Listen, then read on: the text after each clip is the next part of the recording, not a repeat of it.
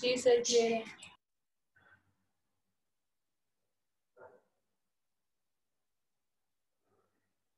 चले 2-1 minute wait करते हैं ताकि बाकी बच्चे भी क्लास ज्वाइन कर लें, फिर स्टार्ट करते हैं रेडियो एक्टिविटी का टॉपिक।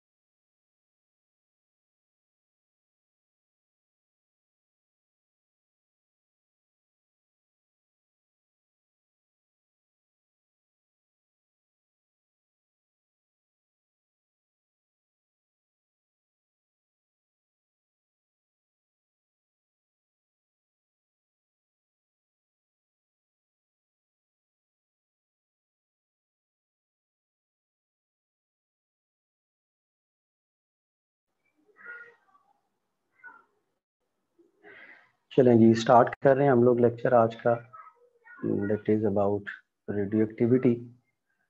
इस यूनिट के लास्ट यूनिट के एंडिंग की तरफ चल रहे हैं हम लोग। हम लोगों ने सबसे पहले अगर बात की जाए ना रेडियो एक्टिविटी पे, तो इस चीज को समझने से पहले आप लोगों को थोड़ा सा पता होना चाहिए न्यूक्लियस की स्टेबिलिटी के हवाले से, कि न्यूक्लियस स्टेबल कब होता है। याद रखिएगा,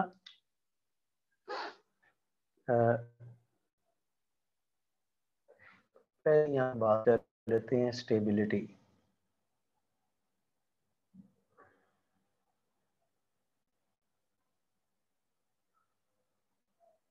स्टेबिलिटी ऑफ न्यूक्लियस। किसी भी न्यूक्लियस की बात करें ना हम लोग, तो न्यूक्लियस में नंबर ऑफ प्रोटॉन्स और नंबर ऑफ न्यूट्रॉन्स मौजूद होते हैं। यानी अगर मैं बात करूं कि यहाँ पे मेरे पास नंबर ऑफ न्यूट्रॉन्स हैं और यहाँ पे मैं नंबर ऑफ प्रोटॉन्स को ले लूं, यानी जी चार्ज नंबर को,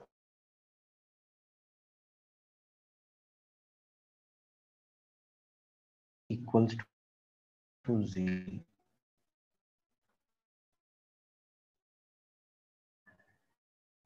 यानी ये बराबर होती है किसी भी न्यूक्लियस में। अच्छा, चंद एक छोटे छोटे सवालात हैं जो बच्चों के जहन में आते हैं कि भाई एक ही न्यूक्लियस की अगर बात की जाए, फर्ज करें न्यूक्लियस है, और इस न्यूक्लियस में अगर बात की जाए कि हमारे पास प्रोटॉन्स हैं, हमारे पास न्यूट्रॉन्स हैं। अब आपको पता है प्रोटॉन प्रोटॉन के दरमियान रिपल्शन की फोर्स होती है कि एक दूसरे को तोड़ क्यों नहीं देते, मतलब ये रिपेल करेंगे एक दूसरे को, तो न्यूक्लियस तो टूट जाना चाहिए, यानी यहाँ पे इलेक्ट्रोस्टैटिक फोर्स है। लेकिन याद रखिएगा यहाँ पे इलेक्ट्रोस्टैटिक फोर्स के साथ साथ यहाँ पे दो फोर्सेस हैं। नंबर वन इलेक्ट्रोस्टैटिक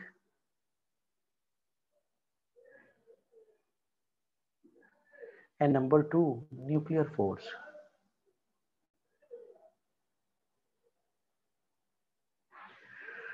अब इलेक्ट्रोस्टैटिक या न्यूक्लियर फोर्स जो है, ये दो फोर्सेस हैं हमारे पास। अब जाहिर बात है इलेक्ट्रोस्टैटिक फोर्स क्या करेगी हमें,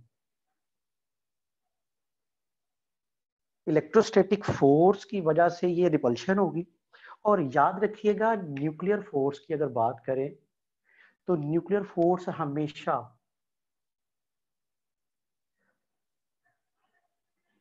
ऑलवेज अट्रैक्टिव फोर्स। ये किस किस के दरमियान होती है, ये प्रोटॉन प्रोटॉन के दरमियान होती है, ये प्रोटॉन न्यूट्रॉन के दरमियान होती है, ये न्यूट्रॉन न्यूट्रॉन के दरमियान होती है। और याद रखिएगा ये चार्ज इंडिपेंडेंट होती है।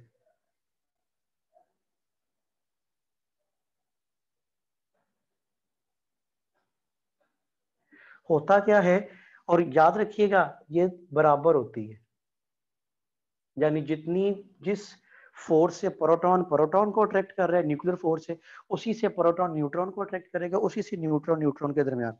अब होता क्या है कि इनके दरमियान रिपल्सिव फोर्स है, इन दोनों के दरमियान अट्रैक्टिव फोर्स है, इन दोनों के दरमियान अट्रैक्टिव फोर्स है, इन दोनों के दरमियान अट्रैक्टिव फोर्स है, इन दोनों के दरमियान अट्रैक्टिव फोर्स है, इन दोनों के दरमियान अट्रैक्टिव फोर्स भी है। यानी यहाँ पे दोनों फोर्सेस आ गई। कौन कौन सी आ गई, रिपल्सिव भी और अट्रैक्टिव भी। जब तक रिपल्सिव और अट्रैक्टिव फोर्सेस यानी इलेक्ट्रोस्टैटिक फोर्स ऑफ रिपल्शन और न्यूक्लियर स्ट्रॉन्ग न्यूक्लियर फोर्स दोनों बैलेंस होती हैं, तब तक न्यूक्लियस स्टेबल रहता है। दोनों में से कोई एक भी ज्यादा हो गई, यानी दोनों बराबर ना हुई, डिस्टरबेंस आ गई, उस वक्त न्यूक्लियस अनस्टेबल हो जाता है।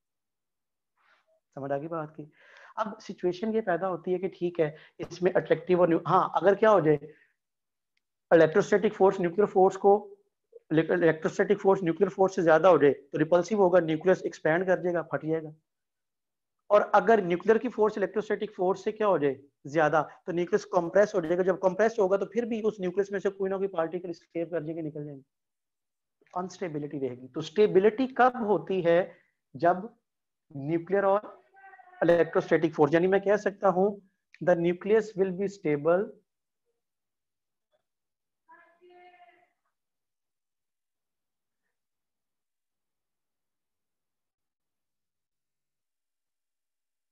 स्टेबल ओनली कब,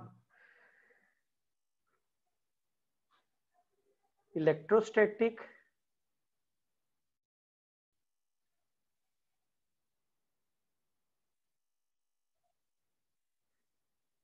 repulsive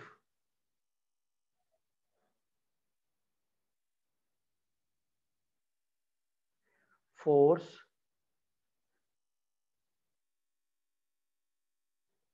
between protons is equal to nuclear force between nucleons, जब ये दोनों बराबर होंगी तो न्यूक्लियस स्टेबल होगा, अगर ये बराबर नहीं होगी तो न्यूक्लियस स्टेबिलिटी नहीं रहेगी।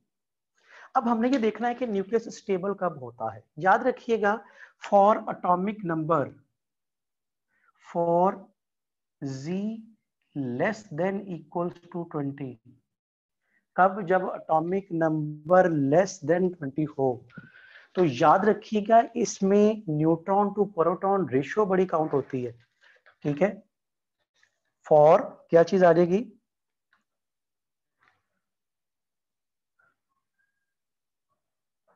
Stable atoms, nucleus less than, तो इसके लिए न्यूट्रॉन रेशियो या तो 1 होती है या अप्रोक्सीमेट 1 हुआ करती है। और इसकी एग्जांपल ले सकते हो आप लोग, कौन कौन सी, बेशुमार एग्जांपल्स है। देखिएगा, आपके पास हीलियम है 2 4, अब इसमें प्रोटॉन 2 न्यूट्रॉन 2, तो क्या आ जाएगा, N/P 1 आ जाएगा। ठीक है, फिर दूसरे नंबर पे क्या चीज आ जाती है आपके पास, कार्बन आ गया 6 12, तो क्या आ जाएगा, P 6 है, N 6 है, तो न्यूट्रॉन टू प्रोटॉन रेशियो 1। इसी तरह आप नाइट्रोजन 7 14 देखो, तो P 7 N 7 N/P = 1।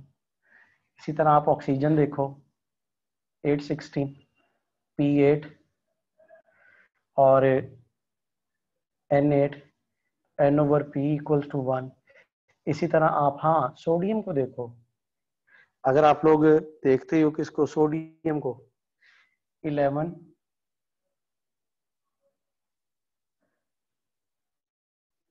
23, तो ये कितना है, P 11 N 12, तो ये N/P अप्रोक्सीमेट 1। इसी तरह आप देखो मैग्नीशियम को, चलते चलते जब आप लोग मैग्नीशियम पे पहुंचते हो तो मैग्नीशियम 12 14 P 12 N 14 कह रहा हूँ 24 12 N/P = 1। और लास्ट पे अगर बात करें हम लोग किस पे, अगर बात की जाए किस पे, कैल्शियम पे 20 40, तो P = 20 N = 20 N/P = 1। तो ये सारे स्टेबल थे, समझ आ गई बात की, ये सारे के सारे थे स्टेबिलिटी की तरफ। क्लियर हो गया, इसका स्क्रीनशॉट लो जरा।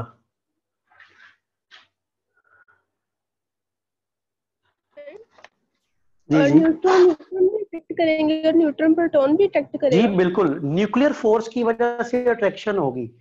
इलेक्ट्रोस्टैटिक रिपल्शन फोर्स सिर्फ चार्ज पार्टिकल के दरमियान होती है, यानी उस वक्त सिर्फ क्या होगा, ये प्रोटॉन प्रोटॉन को रिपेल कर रहा है कूलम फोर्स की वजह से, लेकिन प्रोटॉन प्रोटॉन को अट्रैक्ट करेगा न्यूक्लियर फोर्स की वजह से। ये चीजें याद रखनी है दो आपको। ठीक है, ले लिया स्क्रीनशॉट आप लोगों ने।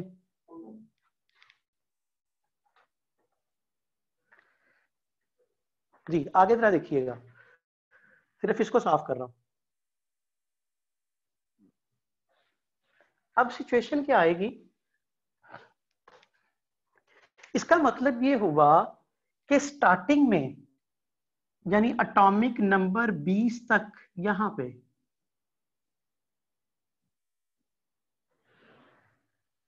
20 तक जो स्टेबल एटम है वो सारे के सारे यहां पे लाई करते हैं, इसके ऊपर, इस बेल्ट के ऊपर, जब एटॉमिक नंबर और नंबर ऑफ प्रोटॉन और नंबर ऑफ न्यूट्रॉन सेम है। लेकिन अगर बात की जाए किस पे, फॉर स्टेबल एटम्स Z > 20, यानी जिनका एटॉमिक नंबर 20 से ज्यादा हो, तो याद रखिएगा सिर्फ वो एलिमेंट स्टेबल होंगे जिनमें न्यूट्रॉन टू प्रोटॉन रेशियो या तो 1.6 से कम हो या 1 से बड़ी और उसके बराबर हो। अगर ये कंडीशन एग्जिस्ट करेगी तब हमारे पास क्या होगा, स्टेबिलिटी। अब जरा खुद ही देखो, अगर मैं बात करता हूं कि जी ठीक है इस रेंज में रहेंगे, इसका मतलब है एटॉमिक नंबर 20 से जब बड़ा होगा तो प्रोटॉन न्यूट्रॉन रेशियो क्या होगी, 1 से ज्यादा। 1 से ज्यादा होने का मतलब n/p ग्रेटर देन 1, और ज्यादा होने का मतलब कि प्रोटॉन्स की तादाद न्यूट्रॉन्स की तादाद से क्या होगी, ज्यादा। इसका मतलब है एटॉमिक नंबर 20 से ऊपर चलोगे तो स्टेबिलिटी इस लाइन के ऊपर नहीं आएगी, स्टेबिलिटी कहीं ऊपर चली जाएगी, यहां पे आ जाएगी। इसका मतलब है, अब वजह क्या है, क्या सिचुएशन है। एग्जांपल हम लोग ले लेते हैं किसकी, जरा देखिएगा, आयरन Fe 26 अब P कितना है 26, N कितना है 30, तो N/P 1 से बड़ा आएगा। समझ आ गई बात की, क्लियर हो गया। इसका मतलब है एटॉमिक नंबर 20 से ज्यादा होगे तो आपके पास स्टेबल एलिमेंट यहां पे आएंगे, यहां पे नहीं आएंगे। समझ आई बात की। अब स्टेबिलिटी यहां पे चली गई, यहाँ पे। अब आप कहोगे जी ठीक है ये स्टेबल तो है लेकिन इसमें प्रोटॉन्स और न्यूट्रॉन्स की तादाद बराबर नहीं है। अब इसी में देखो तो इसकी वजह क्या हो सकती है जी, न्यूट्रॉन्स की तादाद ज्यादा क्यों होगी, तो जरा देखिएगा, जितने प्रोटॉन्स ज्यादा होंगे ना, इसका मतलब है उनके दरमियान रिपल्सिव फोर्स भी उतनी ज्यादा होगी। और हम तो न्यूक्लियस को क्या करना चाहते हैं, स्टेबल। तो स्टेबल करने के लिए फिर क्या होगा, जितनी रिपल्सिव फोर्स ज्यादा होगी उतनी अट्रैक्टिव भी ज्यादा होनी चाहिए ताकि वो ओवरकम करके बैलेंस रहे। अब जितनी रिपल्सिव ज्यादा होगी, अट्रैक्टिव उतनी करने के लिए हमें उतने न्यूट्रॉन उसमें डालने पड़ेंगे, क्योंकि अट्रैक्टिव फोर्स, न्यूक्लियर फोर्स हमेशा किसने देनी है, न्यूट्रॉन ने। तो वो उतने ही ज्यादा होंगे कि न्यूक्लियस क्या रह जाएगा, स्टेबल रह जाएगा। और ये सिचुएशन चलती है अप टू कहां तक जाके, 82 एटॉमिक नंबर तक, ये स्टेबिलिटी होती है। अच्छा, इसका मतलब है अगर मैं बात करूं कि जी एटॉमिक नंबर 20 से ज्यादा है लेकिन n इक्वल्स टू, यानी प्रोटॉन्स की तादाद और न्यूट्रॉन्स की तादाद बराबर है, क्या वो एलिमेंट स्टेबल होगा या अनस्टेबल होगा?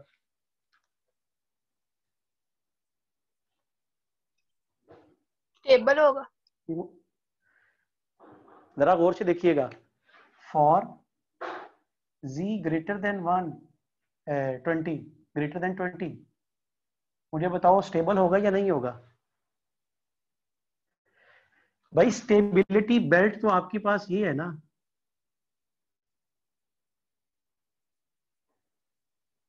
इसका मतलब है इस यहां से चले, यहां से इधर को आ गए। अब ये स्टेबिलिटी बेल्ट है या कर्व है, इसके ऊपर होगा तो स्टेबल होगा, इसके अलावा कहीं भी होगा तो क्या वो स्टेबल होगा?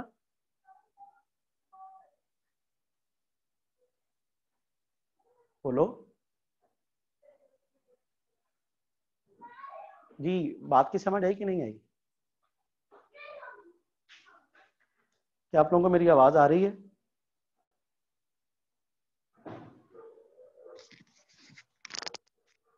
आप लोग मेरी आवाज सुन रहे हो?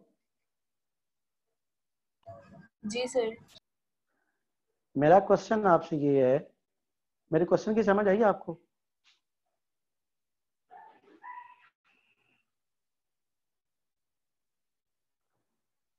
जी बताइएगा मुझे, क्वेश्चन की समझ आई आप लोगों को? यस सर, तो स्टेबल मेरा नहीं हो। क्वेश्चन, हाँ स्टेबल सिर्फ ये होगा जब इस कर्व के ऊपर मौजूद होगा, ये जो कर्व मैंने बनाई स्टेबिलिटी कर्व, इसके अलावा कहीं भी होगा तो वहां नहीं होगी। अब जरा गौर से देखिएगा क्या सिचुएशन होगी। अगर मैं बात करूं इससे नीचे, यहाँ पे स्टेबिलिटी कर्व से नीचे, तो इसका मतलब है यहाँ पे क्या होगा, प्रोटॉन्स की तादाद ज्यादा होगी, न्यूट्रॉन्स की तादाद कम होगी। और अगर प्रोटॉन्स की तादाद ज्यादा होगी, न्यूट्रॉन्स की तादाद कम है, इसका मतलब है रिपल्सिव फोर्स ज्यादा है, अट्रैक्टिव कम है, न्यूक्लियस स्टेबल नहीं होगा। अगर मैं इससे ऊपर चला जाऊं तो यहाँ पे क्या होगा, न्यूट्रॉन्स की तादाद क्या होगी, ज्यादा, प्रोटॉन्स की तादाद क्या होगी, कम। अब इस केस में क्या होगा, इस केस में क्या होगा, अब अट्रैक्टिव फोर्स ज्यादा हो जाएगी, रिपल्सिव कम हो जाएगी, फिर भी न्यूक्लियस स्टेबल नहीं रहेगा। समझ आई बात की। हाँ, जब आप चलते हो कहां से, 82 से ज्यादा पे, तो 82 से ज्यादा पे जब आप लोग चले तो उससे आगे आपके पास कोई भी जो था वो स्टेबल न्यूक्लियस मौजूद नहीं था। इन एलिमेंट्स को बोलते हैं हम लोग रेडियो एक्टिव एलिमेंट्स। क्या बोलते हैं, रेडियो एक्टिव। और रेडियो एक्टिव एलिमेंट्स हमें क्या बताते थे कि ये ऐसे एलिमेंट होते हैं कि जिनमें से खुद ब खुद ना नजर आने वाली कुछ रेडिएशन निकल रही होती है, और इस चीज को सब, जिसे हम लोग नाम देते हैं, जिस फिनोमेना को नाम देते हैं किसका, रेडियो एक्टिविटी का। और इसे सबसे पहले डिस्कवर किया किसने, हेनरी बिकरल ने। तो चलते हैं हम लोग अपने आर्टिकल, ये सारी एक बेस थी इस आर्टिकल की रेडियो एक्टिविटी के हवाले से। कोई कंफ्यूजन है तो पूछो, वरना इसे रेज करके फिर रेडियो एक्टिविटी पे चलना। सर ये दूसरे वाले केस में neutron is greater than proton, ये क्यों है, ये दोबारा बता दें। क्या, दूसरे वाले समझ केस नहीं। में हाँ हाँ, ये वाला। Neutron is greater than proton. हाँ देखो ना, अब मैंने क्या कहा कि जब एटॉमिक नंबर 20 से ज्यादा पे चलते हो ना आप, तो एटॉमिक नंबर 20 से ज्यादा पे ये कंडीशन आ जाती है आपके पास कि न्यूट्रॉन टू प्रोटॉन रेशियो 1.6 यानी 1 से बड़ी होनी चाहिए, 1.6 के बराबर या उससे कम होनी चाहिए। 1.6 के बराबर या उससे छोटी होने का मतलब क्या है कि न्यूट्रॉन टू प्रोटॉन रेशियो 1.6 का मतलब है 1 से बड़ी है ना, 1 से बड़ी है। जब 1 से बड़ी है तो इसका मतलब है ये पी इधर जाएगा, तो न्यूट्रॉन्स की तादाद प्रोटॉन्स की तादाद से क्या होगी, ज्यादा। अब देखो आयरन स्टेबल है ना, तो आयरन में क्या है, प्रोटॉन 26 है, न्यूट्रॉन 30 है। तो आप लोगों ने पढ़ा हुआ है कि iron is the most stable nucleus in the periodic table, periodic table में सबसे ज्यादा स्टेबल न्यूक्लियस, ऐसा ही है। यानी 20 नंबर तक तो आपके पास प्रोटॉन और न्यूट्रॉन अगर बराबर है तो स्टेबल है, लेकिन 20 से ज्यादा चलते हो तो फिर न्यूट्रॉन्स की तादाद प्रोटॉन्स की तादाद से क्या होगी, ज्यादा। प्रोटॉन टू न्यूट्रॉन रेशियो 1 से ग्रेटर होनी चाहिए। सर ये ये ठीक है जो जी, आपने जी जी। है कि जब न्यूट्रॉन ज्यादा होंगे प्रोटॉन से हाँ हाँ, स्टेबल क्यों होगा, वो बता दें। देखो मैंने आपसे ये बताया था कि जैसे जैसे न्यूक्लियस भारी होता जाएगा ना, उसमें न्यूट्रॉन्स की तादाद ज्यादा होती जाएगी। ये चीज तो कंफर्म है ना, प्रोटॉन्स की तादाद ज्यादा होती जाएगी, क्योंकि जितना एटॉमिक नंबर बढ़ेगा प्रोटॉन्स की तादाद बढ़ेगी। जब प्रोटॉन्स की तादाद ज्यादा होगी तो इसका मतलब है रिपल्सिव फोर्स भी उतनी ज्यादा होगी। अब न्यूक्लियस स्टेबल कब होता है, जब रिपल्सिव और अट्रैक्टिव फोर्स दोनों बराबर हो जाए। अब अगर था क्या, फर्ज किया यहाँ पे मैंने प्रोटॉन्स रखे 30 प्रोटॉन्स और मैंने 30 ही न्यूट्रॉन्स रखे। अब होना तो क्या चाहिए था कि 30 प्रोटॉन्स की वजह से जो रिपल्सिव फोर्स है वो 30 न्यूट्रॉन की अट्रैक्टिव फोर्स बराबर कर देते, लेकिन ऐसा नहीं हुआ एक्सपेरिमेंटली या लॉजिकली, ऐसा हमारे सामने नहीं आ रहा था। बल्कि क्या हो रहा था, न्यूक्लियस फिर भी टूट रहा था। टूटने का मतलब क्या कि भाई हैवी न्यूक्लियस पे गए तो रिपल्सिव फोर्स बढ़ गई, अट्रैक्टिव फोर्स। यानी अगर मैं आयरन की ही बात करूं ना, तो आयरन में मेरे पास प्रोटॉन थे 26, और अगर मैंने न्यूट्रॉन भी 26 रख दिए तो मैंने देखा कि न्यूक्लियस स्टेबल नहीं रहा था, बल्कि क्या हो गया, टूट गया। टूटने का मतलब क्या कि प्रोटॉन की रिपल्सिव फोर्स न्यूट्रॉन की अट्रैक्टिव फोर्स से कम ज्यादा थी, यानी अट्रैक्शन की फोर्स कम थी, रिपल्शन ज्यादा थी। मैंने फिर क्या किया, इस एक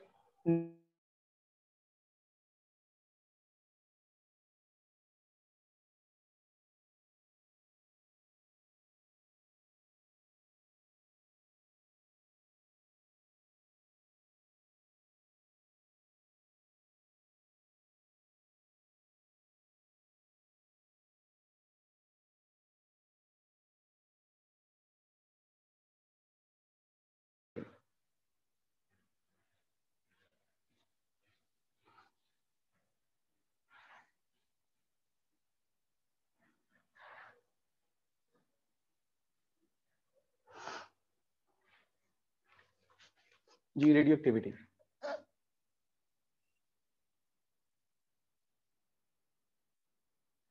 अब हेनरी ब्यूकरल ने इसे डिस्कवर किया 1896 में, और उसने क्या कहा कि ऐसे एलिमेंट जिनका एटॉमिक नंबर 82 से ज्यादा हो वो कुदरती तौर पे कुछ ना नजर आने वाली ऐसी पावरफुल रेडिएशन एमिट करती हैं जो फोटोग्राफिक प्लेट को इफेक्ट कर देती हैं। इस फिनोमेना को इसने नाम दिया किसका? नेचुरल रेडियो एक्टिविटी का। फिर इसके साथ मजीद काम किया किसने? मैरी क्यूरी और पेरी क्यूरी ने। तो दो नए एलिमेंट डिस्कवर किए इन्होंने, एक रेडियम और दूसरा पोलोनियम।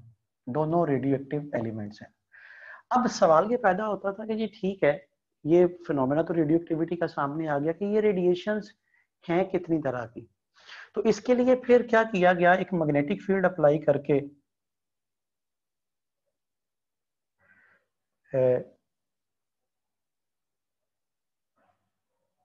किसी यूरेनियम मटेरियल को लेड बॉक्स में रखा, इसके सामने फोटोग्राफिक प्लेट अप्लाई कर दी, और फोटोग्राफिक प्लेट अप्लाई करके इलेक्ट्रिक और मैग्नेटिक फील्ड जब अप्लाई किए गए तो हमारे पास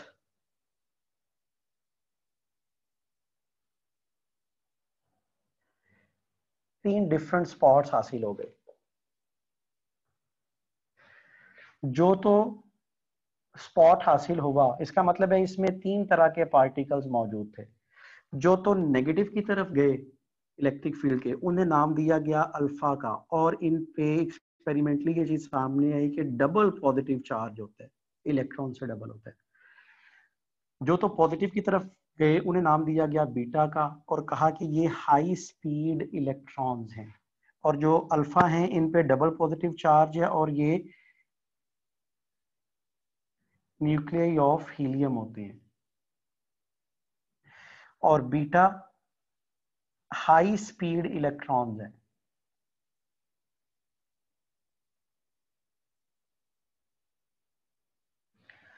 और जिसपे किसी किस्म का कोई इफेक्ट ना हुआ, ना इलेक्ट्रिक फील्ड ना magnetic field, that is gamma particles, और कहा कि ये photons, photons of high energy, और इनकी कमोबेश वैल्यू MeV में होती है, कम से कम 1 MeV का होगा। ठीक है। अब और कहा कि ये तीनों रेडिएशन जो निकलती हैं किसी भी रेडियो एक्टिव एलिमेंट के न्यूक्लियस में से निकल रही होती है। अब जैसे ही कोई रेडियो एक्टिव एलिमेंट अनस्टेबल होता है, रेडिएशन एमिट करता है, तो उसे हमेशा स्टेबिलिटी की तरफ चलना होता है। मतलब इसके लिए फिर अगर मैं वही बात कहूं कि अगर मैं स्टेबिलिटी कर्व की बात करूं ना, यहाँ पे तो ये मेरे पास क्या था, यहाँ पे Z था, यहाँ पे N था, ये Z इक्वल्स टू N, और जो स्टेबिलिटी थी वो यहाँ पे ऐसे, उसके बाद ये ऊपर की तरफ चली गई। ये स्टेबिलिटी कर्व थी असल में, ये सही है। अब इसके ऊपर और इसके नीचे जितने भी होंगे वो सारे के सारे क्या होंगे, अनस्टेबल होंगे। अब अगर मैं बात करूं इन एटम्स की, यहां वाले की,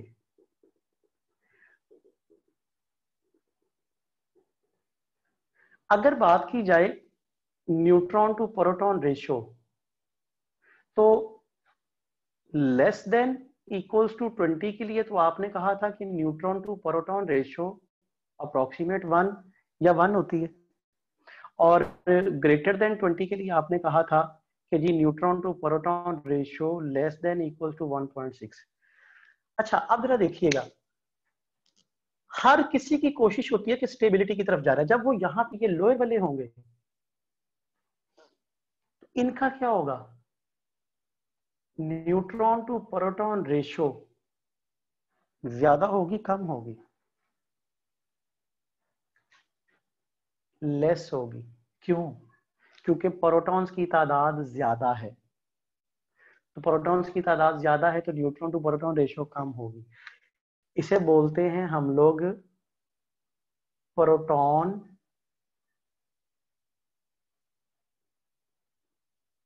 रिच रीजन, यानी स्टेबिलिटी बेल्ट के नीचे जो होगा ये सारे का सारा वो है जहां पे प्रोटॉन्स की तादाद न्यूट्रॉन से ज्यादा है। अगर ऊपर चलूं तो neutron to proton ratio high होगी।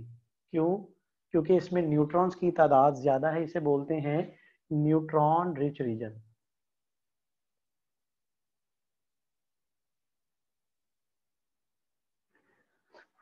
क्या बोलते हैं? Neutron rich region. अब ये जो नीचे वाले होंगे इनकी कोशिश होगी कि किसी तरीके से अपनी प्रोटॉन टू न्यूट्रॉन रेशियो को बढ़ा के 1.6 पे ले जाएं और स्टेबिलिटी पे चले जाएं, और इनकी कोशिश होगी कि किसी तरह अपनी न्यूट्रॉन टू प्रोटॉन रेशियो को कम करके स्टेबिलिटी पे चले जाएं। तो इसका मतलब है अगर ये स्टेबिलिटी पे नहीं है तो ये अनस्टेबल है, रेडिएशन को एमिट कर सकते हैं। अब ये जो रेडिएशन को एमिट करेंगे तो एमिट करने के बाद न्यूट्रॉन्स और प्रोटॉन्स की तादाद में चेंज आ सकता है। जब न्यूट्रॉन और प्रोटॉन्स की तादाद में चेंज आएगा तो इसका मतलब क्या है? न्यूक्लियस शिफ्ट होगा, न्यूक्लियस चेंज होगा, और रेडियो एक्टिविटी की वजह से इस न्यूक्लियस का चेंज हो जाना न्यूक्लियर ट्रांसपोर्टेशन कहलाता है। रेडिएशन जो एलिमेंट जो न्यूक्लियस रेडिएशन एमिट करता है that is called the parent nucleus, और रेडिएशन एमिट करने के बाद जो बन जाता है that is called daughter nucleus. यानी हम कह सकते हैं कि पेरेंट का डॉटर में चेंज हो जाना ही न्यूक्लियर ट्रांसपोर्टेशन कहलाता है, और पेरेंट का डॉटर में चेंज हो जाना ही इसे हम लोग रेडियो एक्टिव डिके भी कहते हैं। यानी क्या कह सकते हैं? पेरेंट न्यूक्लियस इसका कन्वर्ट हो जाना किसमें? डॉटर न्यूक्लियस में।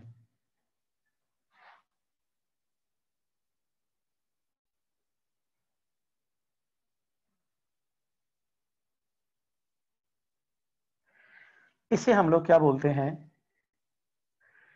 इससे न्यूक्लियर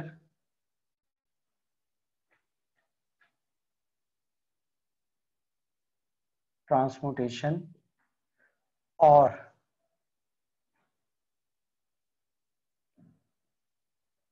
रेडियो एक्टिव डिके भी बोलते हैं। न्यूक्लियर ट्रांसपोर्टेशन भी कहते हैं या इसको रेडियो एक्टिव डिके भी कहा जाते हैं। सही है जी। इसका स्क्रीनशॉट ले लो। सबसे पहले हम लोग बात कर रहे हैं किस पे? अल्फा डिके पे।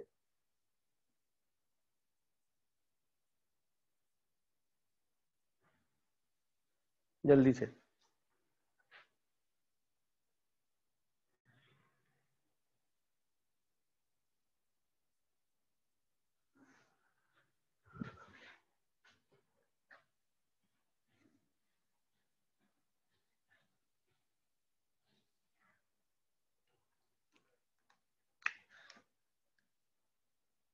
Alpha decay.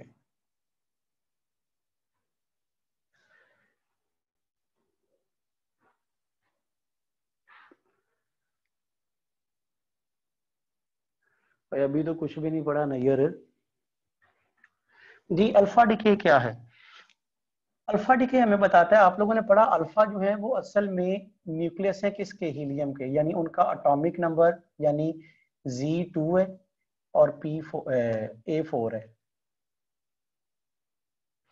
अब किसी भी रेडियो एक्टिव न्यूक्लियस जिसका atomic number Z, mass number A हो, उसमें से अल्फा पार्टिकल का डिके होता है।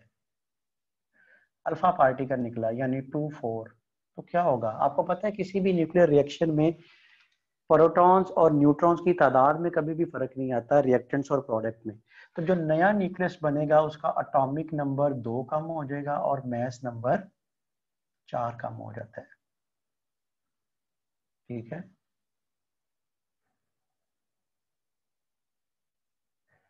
A-4। This is called parent nucleus and this is called daughter nucleus। ठीक है, और ये पार्टिकल एमिट होगा। एग्जाम्पल की बात की जाए तो एग्जाम्पल में हमारे पास क्या आ जाता है? अगर मैं रेडियम की बात करूं, रेडियम 88 226, इसमें से अल्फा पार्टिकल निकला, एटॉमिक नंबर 2 कम हो गया यानी 86 और मास नंबर 4 यानी 222, तो दैट इज रेडॉन। याद रखिएगा अल्फा बीटा गैमा पार्टिकल जब एमिट होते हैं तो इनकी एमिट होने की प्रोबेबिलिटी होती है।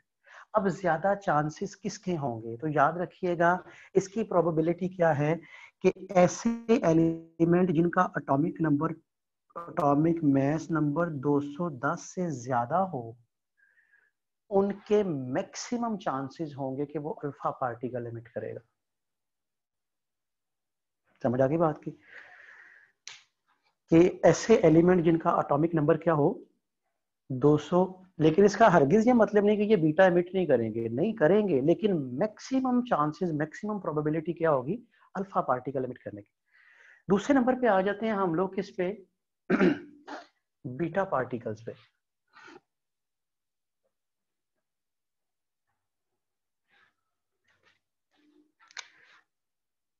जी, बीटा पार्टिकल्स पे अगर बात की जाए, बीटा डीके, अब आपको पता है ना बीटा पार्टिकल कितनी तरह के होते हैं। एक होता है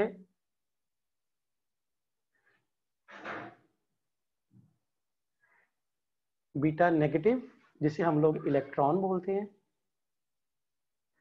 और दूसरा होता है बीटा पॉजिटिव, जिसे क्या बोलते हैं पॉजिट्रॉन। समझ आई बात की? अच्छा, अब जरा देखिएगा, मैंने बताया कि जो स्टेबिलिटी कर्व पे मौजूद नहीं है, अगर स्टेबिलिटी कर्व पे मौजूद नहीं है, ऊपर होंगे या नीचे होंगे? अगर ऊपर हो तो उनकी neutron to proton ratio high है, बहुत ज्यादा है। उन्होंने न्यूट्रॉन टू प्रोटॉन रेशियो कम करके स्टेबिलिटी पे आना है। अब न्यूट्रॉन टू प्रोटॉन रेशियो कम कैसे होगी? उस मकसद के लिए न्यूट्रॉन टूटेंगे। उसके लिए, अच्छा, इसकी रेशियो को कम करने की टेक्निक क्या है? या तो एन को कम कर दो या पी को बढ़ा दो। तो पहले नंबर पे हम लोग बात करते हैं बीटा नेगेटिव पे। बीटा नेगेटिव यानी इलेक्ट्रॉन होता क्या है असल में, कब एमिट होंगे, और ये जो ऊपर रीजन है ये कौन सा है? Neutron rich region. पहली पॉसिबिलिटी क्या कि न्यूट्रॉन रिच रीजन में एक न्यूट्रॉन टूटेगा, सही है, न्यूट्रॉन टूटेगा, चेंज होगा किसमें? प्रोटॉन में। उसके साथ साथ बीटा नेगेटिव एमिट होता है, और साथ में क्या चीज एमिट होती है? That is anti neutrino emit होता है। समझ आ गई बात की? अब सिचुएशन क्या होती है, जरा गौर से देखिएगा एक और पॉइंट। इसका मैस क्या है? न्यूट्रॉन का मैस ज्यादा होता है ना, किसके मैस से? प्रोटॉन के मैस से। समझ आई बात की? न्यूट्रॉन का मैस ज्यादा है प्रोटॉन, यानी ज्यादा मैस से कम मैस में चेंज हो गए, तो क्या होगा? मैस बढ़ गया, कम हो गया? कम हो गया। मैस मिस हो गया, वो मिसिंग मैस कहाँ पे जाएगा भाई? वो मिसिंग मैस एनर्जी में रेडिएट हो जाएगा। तो यही वजह है कि बीटा नेगेटिव एक एक्सोथर्मिक रिएक्शन है, यानी इसमें एनर्जी रिलीज होती है। क्यों? क्योंकि ज्यादा मैस से कम मैस में जा रहे हैं। अब जरा गौर से देखिएगा, एक न्यूट्रॉन टूटा, एक न्यूट्रॉन कम हुआ, एक प्रोटॉन बढ़ गया। इसका मतलब है neutron to proton ratio, neutron कम हुआ, प्रोटॉन बढ़ गया, neutron to proton ratio overall कम हुई। जब ओवरऑल कम हुई तो स्टेबिलिटी की तरफ आएगा, और एक प्रोटॉन बढ़ने का मतलब एटॉमिक नंबर बढ़ गया है। यानी अगर कोई रेडियो एक्टिव एलिमेंट जिसका nucleus atomic number Z, mass number A हो, डिके करता है, किसमें? बीटा पार्टिकल एमिट होता है, साथ में एंटी न्यूट्रिनो एमिट होता है, तो एटॉमिक नंबर एक बढ़ जाता है, मैस नंबर पे कोई फर्क नहीं पड़ता। अब जरा गौर से देखिएगा, ऐसे एलिमेंट जिनका एटॉमिक मैस नंबर सेम हो, इन्हें बोलते थे हम लोग आइसोबार्स। इसका मतलब ये हुआ जब बीटा नेगेटिव एमिट होता है तो आइसोबार्स हासिल होते हैं।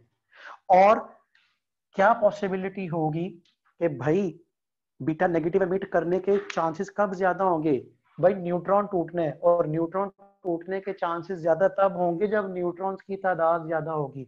यानी ऐसे एलिमेंट जिनमें न्यूट्रॉन्स की तादाद प्रोटॉन्स की तादाद से ज्यादा होंगे, उनकी मैक्सिमम प्रोबेबिलिटी होगी कि वो बीटा नेगेटिव एमिट करेंगे। समझ आ गई बात की।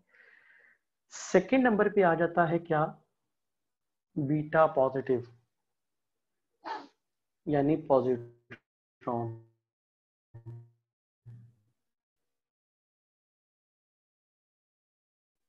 देखिएगा, अब ये वाला जो पोर्शन है ना जिसमें प्रोटॉन्स की तादाद ज्यादा है, प्रोटॉन रिच रीजन है, ठीक है, जिसमें प्रोटॉन्स की तादाद ज्यादा है, तो प्रोटॉन के टूटने के चांसेस होंगे। होता क्या है कि एक प्रोटॉन स्प्लिट होता है किसमें, एक न्यूट्रॉन में, एक पॉजिट्रॉन में, और उसके साथ साथ न्यूट्रिनो एमिट होता है। इसमें एंटी न्यूट्रिनो और इसमें न्यूट्रिनो। अब जरा गौर से देखिएगा कि प्रोटॉन का मैस तो कम है, प्रोटॉन से बन रहा है न्यूट्रॉन, न्यूट्रॉन का मैस ज्यादा है, तो कम मैस से ज्यादा मैस होगा, तो क्या होगा, हमें मैस को ऐड करना पड़ेगा ना। अब मैस को ऐड तो नहीं कर सकते, हम मैस के इक्विवेलेंट एनर्जी ऐड करेंगे। अब एनर्जी ऐड कर रहे हैं, यहाँ पे एनर्जी रिलीज हो रही थी, वहां पे एनर्जी ऐड कर रहे हैं, तो फिर इसका मतलब ये क्या होगा, ये एंडोथर्मिक रिएक्शन होता है, इसमें एनर्जी एब्जॉर्ब हो रही होती है। अब होगा क्या, जब इसका मैंने क्या बताया था कि इनकी न्यूट्रॉन टू प्रोटॉन रेशियो कम होती है, ये अपने न्यूट्रॉन टू प्रोटॉन रेशियो बढ़ाना चाहते हैं, और वो कब बढ़ाएंगे, जब P कम हो जाए या N बढ़ जाए।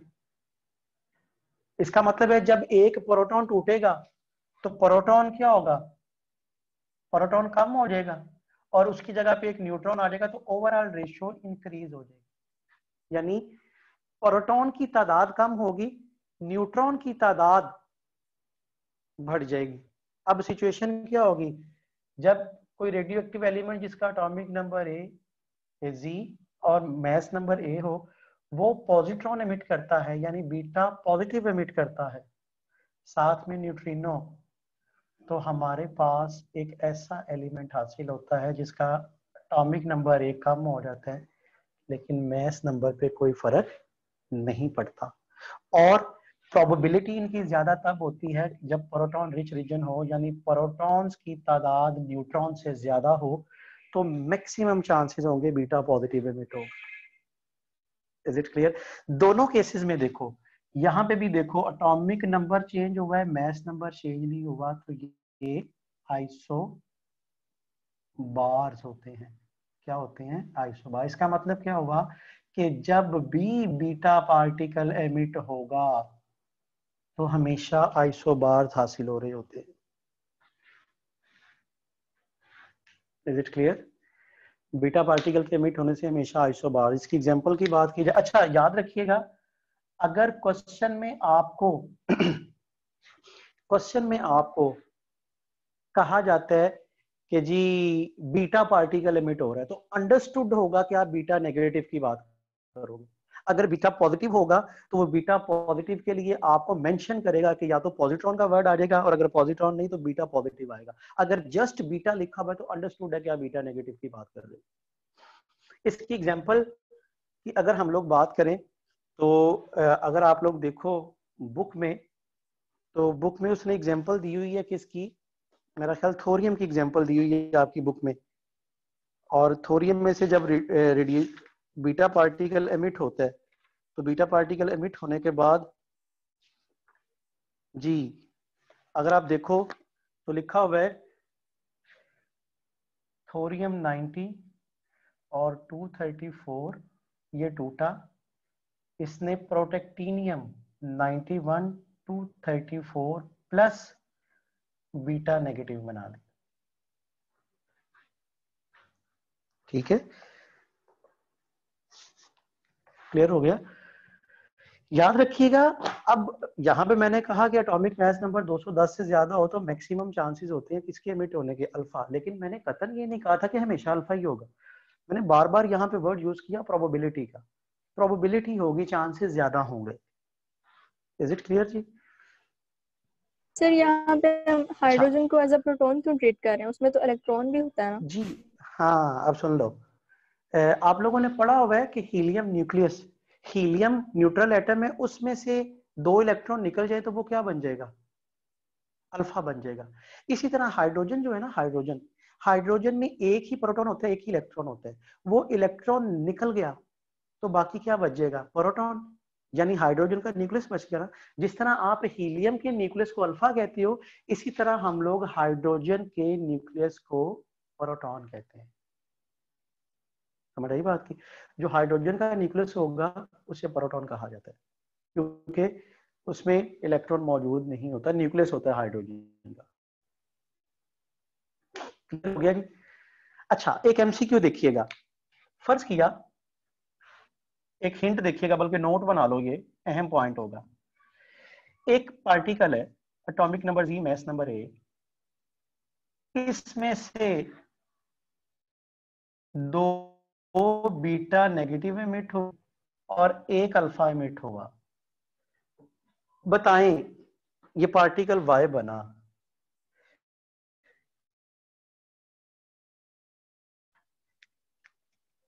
जी बताइए।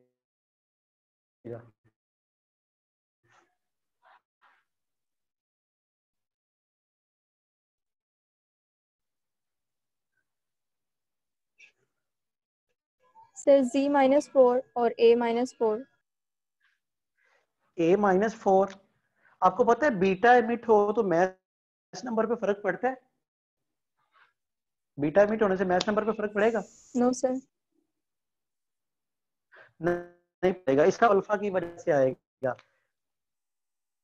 A-4। हाँ, बीटा एमिट होने से चार्ज नंबर पे फर्क पड़ता है। अब जरा देखो, आप लोगों ने पढ़ा अल्फा एमिट हो तो चार्ज नंबर 2 कम हो जाता है, और अगर बीटा एमिट हो, एक बीटा एमिट हो तो चार्ज नंबर 1 बढ़ जाता है। 2 एमिट होंगे तो 2 से बढ़ जाएगा। अल्फा की वजह से चार्ज नंबर 2 कम होगा और बीटा की वजह से चार्ज नंबर 2 ज्यादा हो जाएगा, तो नेट इफेक्ट किसी किस्म का नहीं आएगा। बात की समझ आई? पॉइंट क्लियर होगा? जी सर। सर मैच इसका नंबर मतलब 4 ये है, क्यों कम हुआ है? अल्फा जब एमिट होता है तो मैस नंबर 4 कम होता है। इसका मतलब है अल्फा के एमिट होने से मैस नंबर 4 कम हो गया, बीटा के एमिट होने से कम नहीं होता, कोई फर्क नहीं पड़ेगा, तो नेट इफेक्ट वही आएगा जो अल्फा की वजह से है। अब जरा खुद ही देखो गौर से, इन दोनों का, इसका और इसका एटॉमिक नंबर क्या है? सेम, लेकिन मैस नंबर क्या है? डिफरेंट। तो आप लोगों ने क्या पढ़ा था? ऐसे एलिमेंट जिनका एटॉमिक नंबर क्या हो? सेम, लेकिन मैस नंबर क्या हो? डिफरेंट, तो वो क्या कहलाते थे? जी, ऐसे एलिमेंट जिनका एटॉमिक नंबर सेम हो, आइसोटोप। इसका मतलब है कि आइसोटोप्स बन गए। तो एक पॉइंट यहाँ पे क्या सामने आ गया, ये एमसीक्यू बन गया, बहुत अहम पॉइंट है। जब भी किसी पार्टिकल से, किसी रेडियो एक्टिव एलिमेंट से 1 अल्फा और 2 बीटा एमिट हुआ करेंगे तो हमेशा आइसोटोप हासिल होगा। समझ आई बात की? यानी इस तरह कह सकते हैं, अल्फा 2 बीटा, या 2 अल्फा 4 बीटा,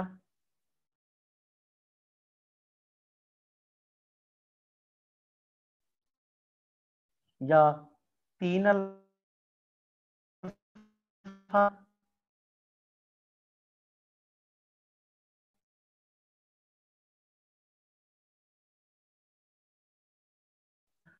एलिमेंट, 1 अल्फा और 2 बीटा हमेशा कर सकते हैं। आइसोटोप का भी पढ़ लिया हमने कैसे हासिल किया जा सकता है।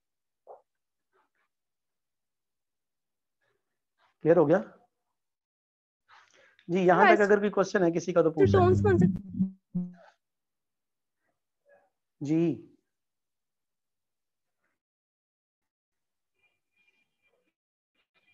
मैंने क्या ये हुआ? पूछा। ये तो कुछ स्पेशल कंडीशन है ना, आइसोटोन्स की ऐसी कंडीशन नहीं आएंगी।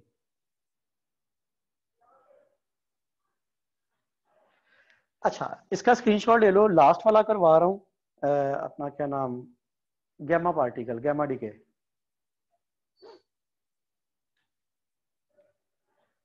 इसका स्क्रीनशॉट ले लीजिएगा।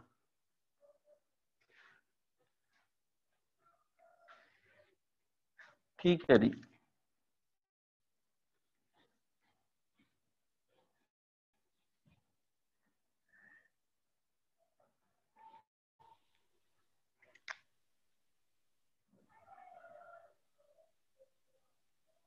Gamma DK.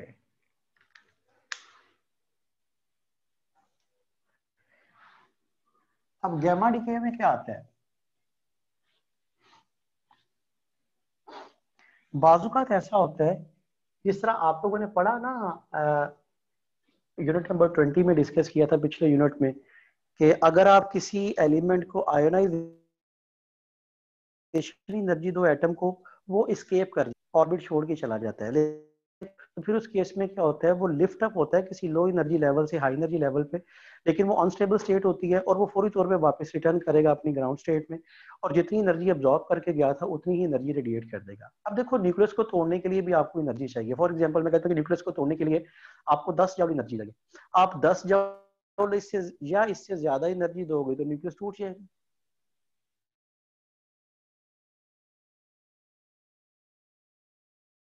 लेकिन की बजाय 8 जूल दे दो,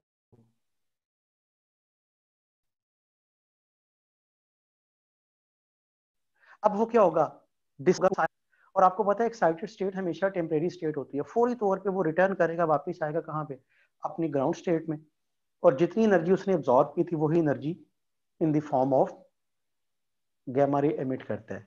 यानी बाजुकात न्यूक्लियर रिएक्शन के दौरान न्यूक्लियस एक्साइटेड हो जाता है, ये जो सिंबल है एक्साइटेशन सिंबल है, और एक्साइटेड स्टेट हमेशा टेम्परेरी होती है, जैसे ही ये वापस आएगा अपनी ग्राउंड स्टेट में तो ये एनर्जी एमिट करता है हमारे फोटोन, और ऐसे ना तो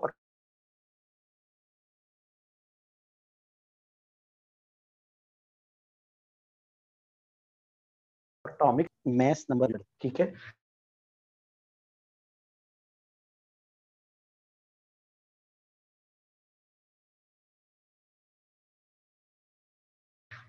मैं किस्म का चार्ज नंबर में चेंज आ रहा होगा। Is it clear? तो यहां तक आज का काम था आपका रेडियो एक्टिविटी का। कल हम बात करेंगे लॉ ऑफ रेडियो एक्टिविटी पे, यानी हाफ लाइफ पे, और कोशिश होगी कि एक बड़ा पोर्शन हमारा वाइंड अप हो जाए इसका भी। ठीक है जी, आज के लिए इतना ही काम था जी आपका। इसकी प्रैक्टिस करो, बहुत से एमसीक्यूज दिए हुए हैं, उन एमसीक्यूज को प्रैक्टिस में लाओ, बाकी इंशाल्लाह हम लोग कल डिस्कस करेंगे। ठीक है,